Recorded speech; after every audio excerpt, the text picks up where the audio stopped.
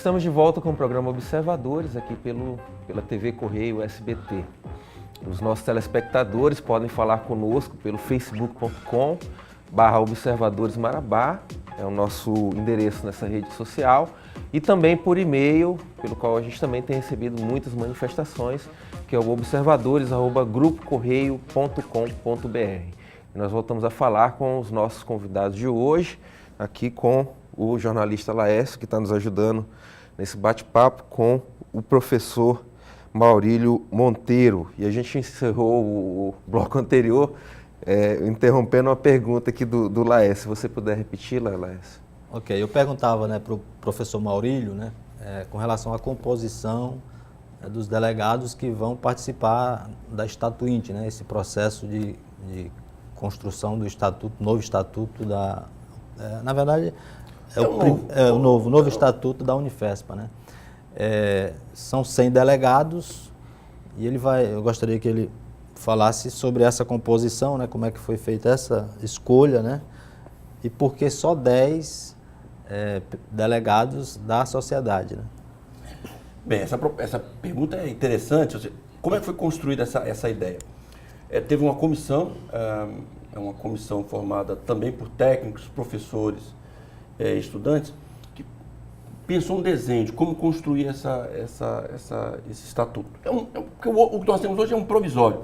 Então a ideia é que tem um grupo de 100 estatuintes que discutam, mas uma discussão precedida por conferências regionais, conferências livres, para ver em que medida a nossa universidade ela seja uma universidade engajada com a sociedade, que tenha capacidade. Nós temos que ser uma instituição que medeia a produção de conhecimento planetária, certo, mas essa não pode estar desvinculado da realidade regional. E a realidade regional é com a participação regional.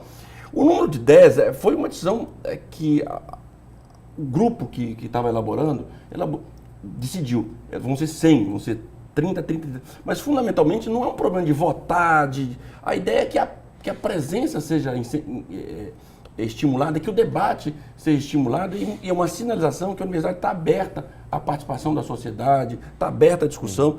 E eu tenho dito e repito, nós só temos sentido existir enquanto universidade se nós tivermos ampla capacidade de ter inserção regional. E inserção regional não é só pesquisar a região, é ter a capacidade de dialogar com a região, oferecer propostas, receber propostas da região. E uma sinalização é essa, que na nossa construção do nosso estatuto, a gente vai ter a indicação da participação de membros da comunidade externa. Aí no debate vai ver, inclusive, se o nosso futuro consumo vai integrar o nosso consumo. Hoje o nosso consumo ele é composto importantemente por professores, por representantes técnicos administrativos e por estudantes. No debate da Estatuinte, vamos discutir, o Conselho Superior vai continuar sendo assim? É possível que tenha também a participação da representação da sociedade civil? Como funciona essa representação?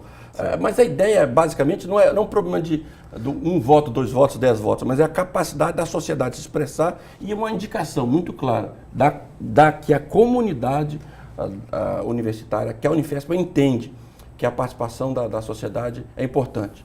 Então eu entendo que a sua resposta lá é de que a estrutura que nós temos hoje é ideal, na sua visão. Não, eu acho que nós temos que aprimorar muito. A universidade tem que mudar. Eu digo o seguinte, eu tenho dito, se os estudantes, alguém que entra um estudante, eu chamo os meninos e as meninas, eles entram muito novos, entram muito novos, a gente vê na entrada, assim, meninos de 17, meninos mesmo, 17, 20 anos, e quando estão saindo, eu digo, olha, se vocês entrarem na universidade, ao final da universidade, não tiverem mudado, eu sou outra pessoa, então é melhor você fazer outro curso, fazer de novo um curso. E eu tenho dito para eles também, que passarem 5 anos aqui e perceberem que a universidade não mudou, tem alguma coisa errada com a universidade. Então a universidade tem que mudar, a universidade tem que mudar, a universidade tem que se reformar, a universidade tem que estar aberta para mudanças.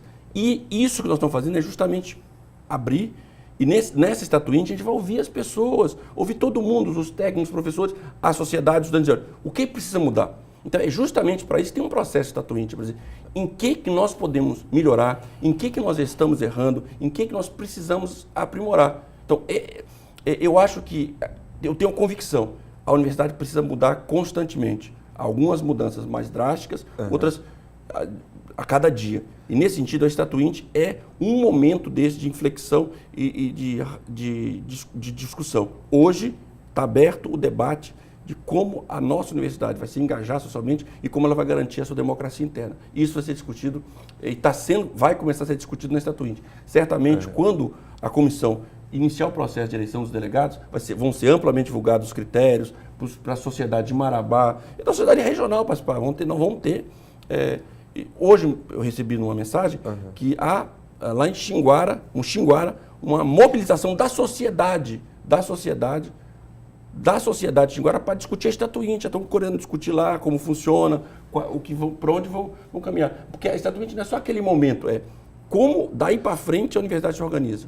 Professor, houve uma discussão sobre o fato de nós não termos um campi em Parauapebas, né? Isso. Eu queria que você aproveitasse para explicar por que a gente não chegou a cabo nisso aí. Bem, há uma indicação do MEC, com a qual eu não concordo, mas naquela época diz o seguinte: não tem sentido a gente fazer um esforço para construir um campus de uma universidade federal onde já havia outro campus de outra universidade federal. Então, lá em Parauapebas já há o campus hoje funcionando da Universidade Federal Rural da Amazônia. O MEC entendeu que seria mais importante espacializar mais, tanto é que a Unifespa tem o critério aparentemente usado foi o critério de dispersão regional, tanto é que nós temos um campus na beira do Xingu, lá em São Félix, na beira do Xingu, e outro na beira do Araguaia. Então, optou-se por espacializar-se regionalmente, ampliar a espacialização e a indicação do que por que não foi colocado Parauapebas, a indicação do MEC já havia e já há um campus de uma universidade federal funcionando lá, então não teria sentido duplicar. O interesse seria aliado ao fato da proximidade geográfica com Marabá não, eu acho que isso não, porque Rondon está aqui, a justificativa concreta foi já contar com a unidade federal. E vamos trabalhar no sentido de ampliar para outros espaços que não tinham sido previstos inicialmente. São Félix, Xingu e Santana do Araguaia. Tá. O Laércio tem mais um questionamento para o senhor, mas eu vou segurar um pouquinho só para a gente dar uma olhada nas imagens aqui. Fran, joga aí para a gente, por favor, para a gente conversar um pouquinho sobre a estrutura que nós temos, né? Esse aqui é o campus mais antigo daqui, que continua sendo chamado de Campus 1, não é isso? Hoje a gente chama de unidade, tenta chamar de unidade 1, porque a noção que você tem é o seguinte: no geral, é conhecido nacionalmente campus como um município. Então a gente tem um campus com várias unidades. Então a gente está para tentar até facilitar diálogo com o MEC.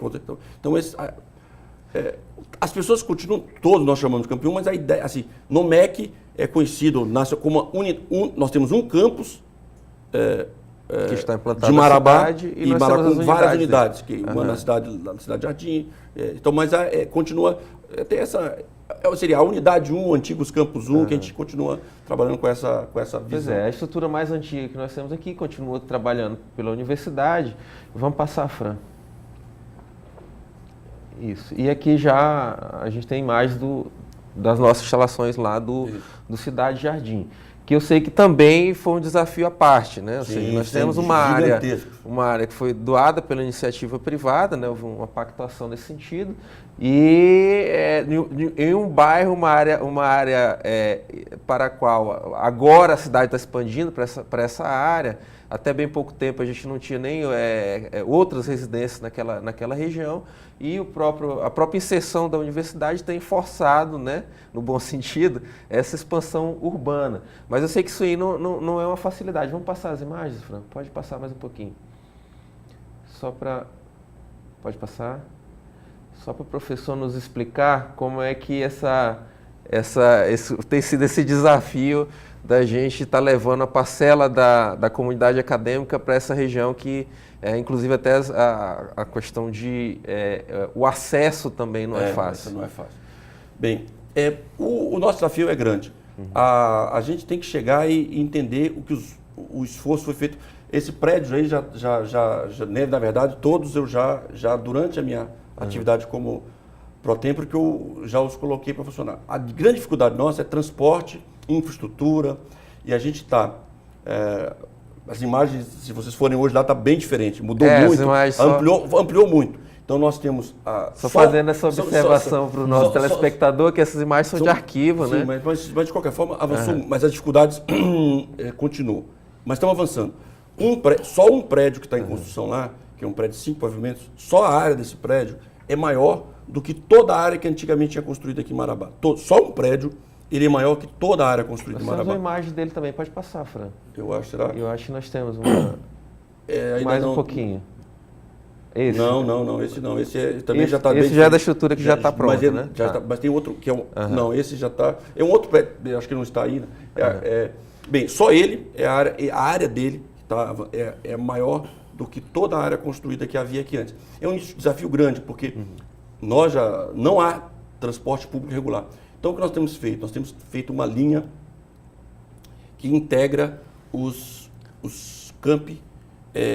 A instituição adquiriu ônibus, mas são ônibus, motoristas terceirizados que circulam entre as unidades, de forma que a gente tenha transporte de 7h30 da manhã às 10 da noite, circulando entre essas unidades, porque senão a gente não teria como viabilizar estudante, técnicos nessa dinâmica. E subsidiado pela universidade. Não, integralmente pago pela universidade, porque não há uma estrutura municipal que dê conta disso. E a gente está trabalhando para isso. Sempre tentando melhorar, mas hoje a gente tem 2 ônibus circulando de 7 da manhã às 22 horas e sábado pela manhã. Ou seja, aquele estudante que geograficamente mora mais distante dessa unidade aqui, ele se desloca à unidade 1, por exemplo, e de lá tem esse transporte. E lá nós estamos ampliando. Então, estamos ampliando. Ainda esse ano estava previsto e vai ser feito uma revitalização daquela unidade 1, revitalizando a calçada, colocando a parada de ônibus, avançando. Nós temos prédios, 2 prédios sendo construídos na unidade 2, que é para dar conta das demandas dos cursos novos das engenharias que vão para lá. Um prédio de salas de aula administrativa e um prédio de laboratórios, e outros prédios sendo construídos aí na unidade 2. Nos campos fora de sede, Laércio e Patrick, nós já temos prédios praticamente prontos. Havia a previsão de agora, em agosto, nós entregarmos eu acho que deve ser entregue, agosto, setembro, um prédio em Rondon, no Pará, de 4 pavimentos. O outro prédio está bastante avançado também. Vamos trabalhar para a universidade, deve entregar, mas espero, esse ano ainda, um prédio de 4 pavimentos em Jinguara. Estamos trabalhando para que a gente consiga avançar no espaço físico. Evidentemente, não é como se negar, a expansão física ela é mais lenta do que a expansão dos professores. Nós praticamente dobramos o número de professores, dobramos o número de técnicos e ainda não dobramos, nós enquanto instituição, ainda não dobramos o espaço físico. Mas vamos trabalhando rapidamente para a gente... O senhor falou em pouco mais de 200 professores, mas eu lembro 280. 280, né? Nós temos 280 se projetava que chegaria a mais de 500 professores. É por isso que eu renunciei. Gente, não há garantia que o que foi dito seja cumprido.